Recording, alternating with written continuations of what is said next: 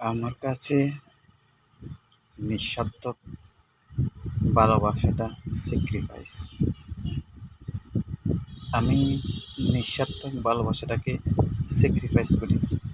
যে কোনো মুহূর্তে, যে কোনো জায়গায়, যে কোনো অবস্থাতে, যে কোনো পরিস্থিতিতে। কিন্তু নিঃস্বার্থ ভালোবাসার স্যাক্রিফাইস পাওয়ার কোনো সম্ভাবনা নেই। শুধু আপনি ভালোবাসা দিয়ে যাবেন, কিন্তু আপনাকে নিঃস্বার্থ ভালোবাসার স্যাক্রিফাইস কেউ করবে না। মানে আদি অনন্ত।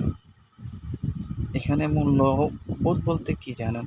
মূল্যবোধ বলতে গিভ টু গিভ, নিঃস্বার্থ কোনো কিছু নেই। গিভ টু গিভই মানে সবচেয়ে বেশি প্রায়োরিটি।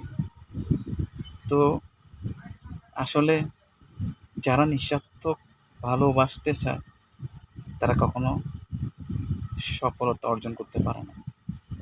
তারা দুঃখ, বেদনা, কষ্ট, যন্ত্রণা, নির্মমতা এদেরকে সব সময় তাড়িয়ে বেড়ায়।